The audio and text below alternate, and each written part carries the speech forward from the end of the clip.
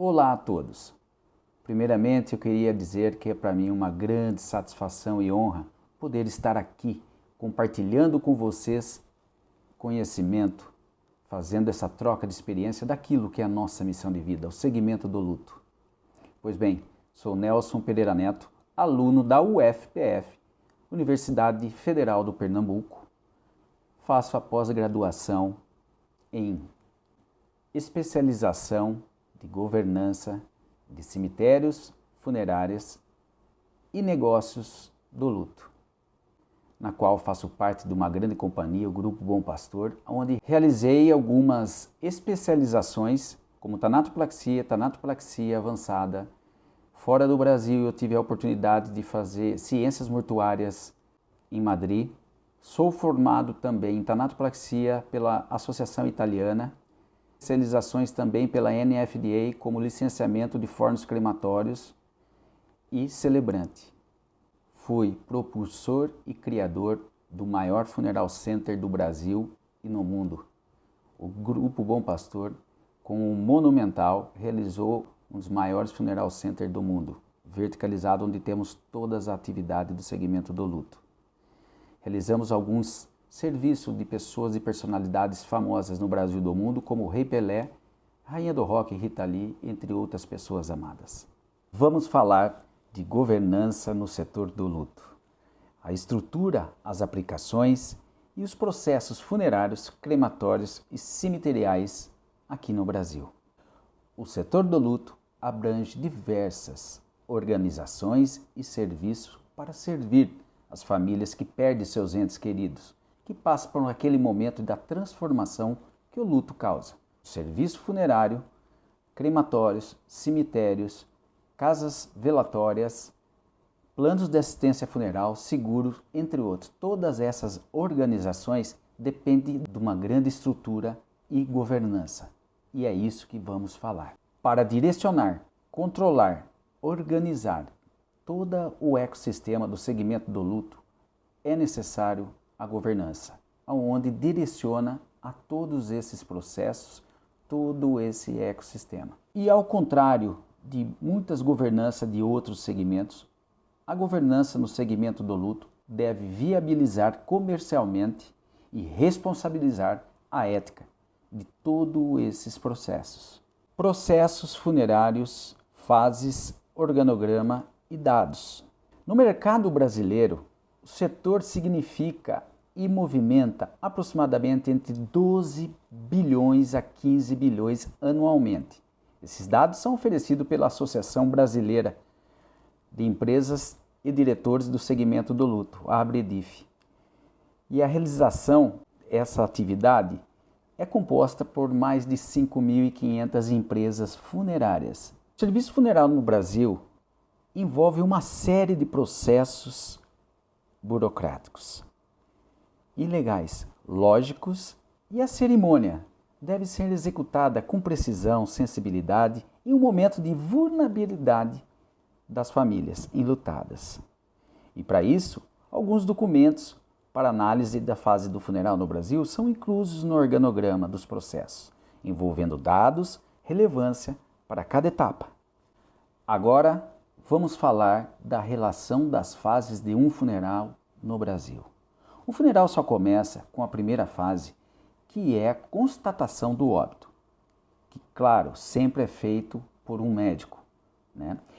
Nos locais de falecimento, que podem ocorrer em hospitais, onde tendo 75% dessas mortalidades, 20% em residências e 5% em vias públicas, sendo elas mortes violentas, como acidentes, suicídios, homicídios, entre outros. O contato com a empresa funerária é o segundo passo.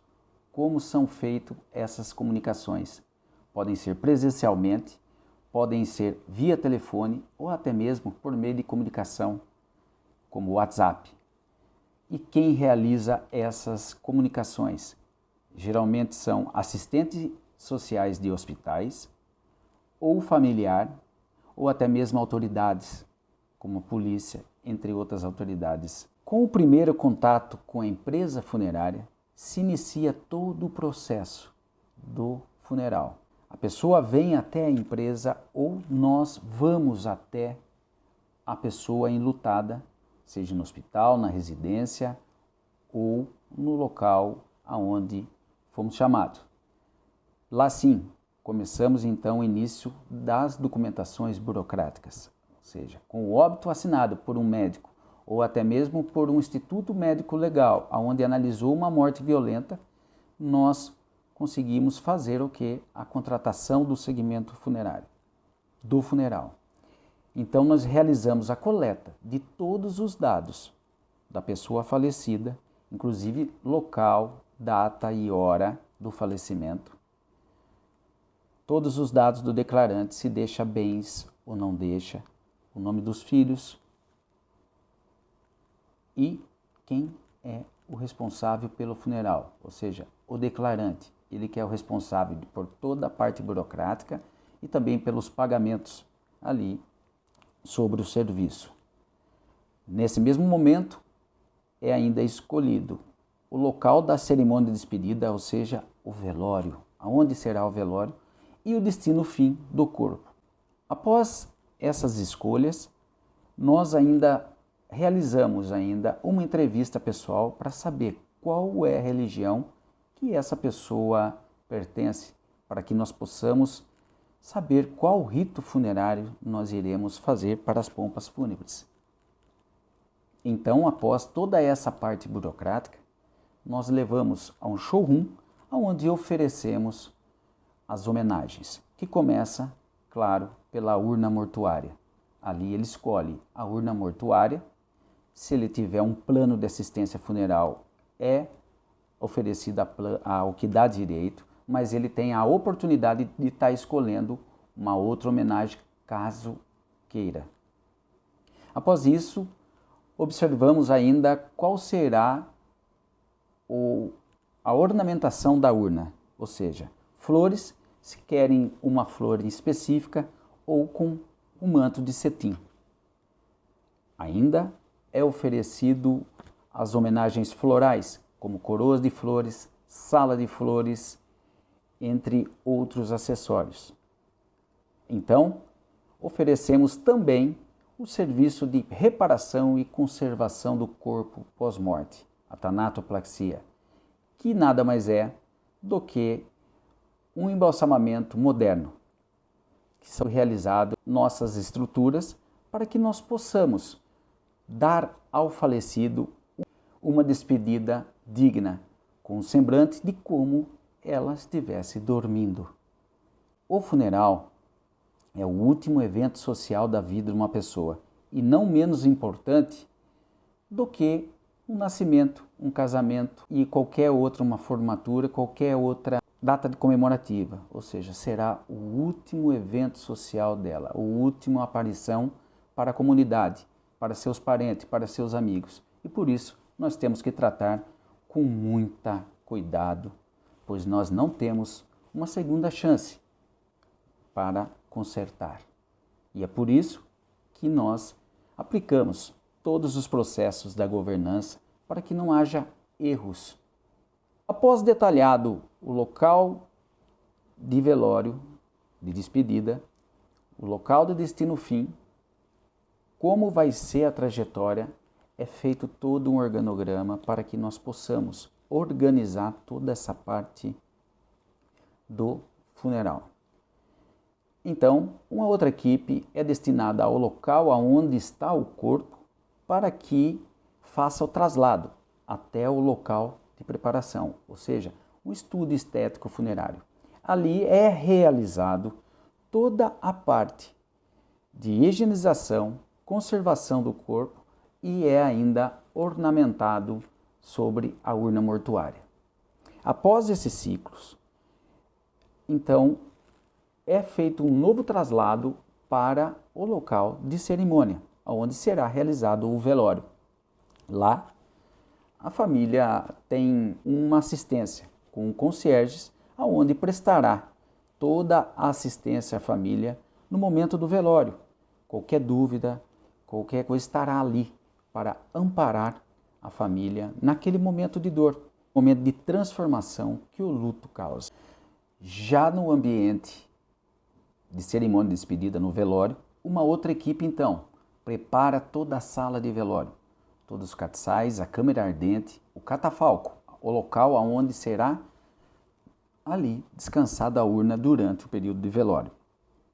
É feita toda a ornamentação com flores, conforme escolhido anteriormente na fase anterior.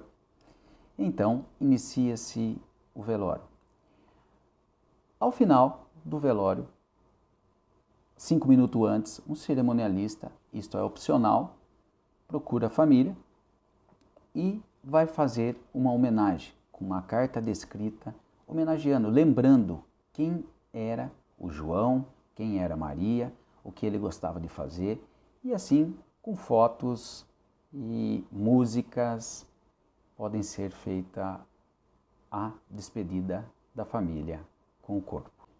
Após a despedida da família com o corpo, no velório, então começam os preparativos para o cortejo fúnebre, aonde um carro funerário específico com um agente funerário colocará o caixão do falecido no carro e em comboio a família irá em procissão até o destino fim. Caso não seja no próprio crematório a cerimônia, então irá para um cemitério, onde os familiares então lá acompanharão o sepultamento. Caso seja em um crematório, a cerimônia de despedida ficou ali na sala de despedida. Já no cemitério, temos os sepultadores, que são, entre aspas, aqui no Brasil, conhecido como coveiros. Mas a maneira correta e digna é sepultadores. Eles que são responsáveis por abrir ali o jazigo, a gaveta, a cripta, ou seja, qualquer seja o modelo de cemitério, para que eles possam então realizar a descida da urna para o destino final e o descanso fim, onde estará a urna mortuária. Após esse encerramento, o jazigo é fechado novamente e ali se deu o destino fim ao corpo, que será descansado perpetuamente ali, ou após um certo tempo, de 3 anos aqui no Brasil, onde nós fazemos a exumação dos restos mortais. E é colocado em alguns ossuários, que pode ser dentro do próprio jazigo ou até mesmo em outro local. Vamos falar agora sobre o outro procedimento de destino fim do corpo. Se a pessoa não é sepultada e ela queira ser cremada. Bom, não somente aqui no Brasil, mas também no mundo, os processos de cremação, a parte técnica são muito semelhantes. Um forno crematório, ele tem 2 câmeras, a primária e a secundária, onde ele faz a queima e a requeima dos gases. Para trabalhar em conformidade, tem que trabalhar entre 760 graus a 980 graus. O processo todo da cremação demora em torno de 3 horas, em média, dependendo do número de cremação do dia e também dependendo da quantidade. Lembrando que é cremado apenas um corpo por vez. E para realizar uma cremação, não pense que são todas iguais. Com excelência, é preciso ter 3 elementos básicos: o oxigênio, o combustível e a temperatura. E nos casos de morte violenta, claro, deverá ser passado pelo Instituto Médico Legal, mas ter uma autorização judicial para que se possa realizar a cremação. Até que se saia toda essa parte burocrática, judiciária, então o corpo ele fica guardado em uma sala climatizada, onde lá aguardará até o tempo que possa ter a autorização para a cremação. Assim, então, os crematórios oferecem as atas de processos e procedimentos para que a parte burocrática possa ser executada. A mesma lei que regulariza a cremação no Brasil, ela ainda diz quais são as ordens sucessivas de quem pode autorizar a cremação. Em primeiro lugar, a cônjuge, depois os antecedentes, os pais ou avós, depois os descendentes, os filhos, por último, os irmãos ou representante legal.